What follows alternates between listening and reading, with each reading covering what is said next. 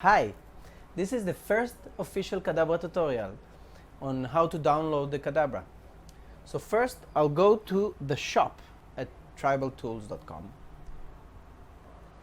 Now we'll go to the little guy in the corner that goes to my account. I'll enter the username or email address that you entered while buying the Kadabra. So I'll use mine. Software and serial keys tab.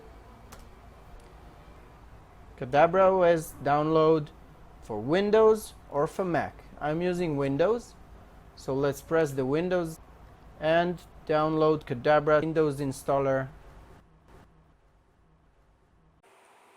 Okay, let's start installation. Splash comes up and the installation program starts. Next, accept the agreement. This software is free. Cool, we are here for you to make better music. There's some really short legal stuff. Next, the 30-bit version will be installed here. The 64 will be installed here. You can change it by clicking this. Next, and we start the installation.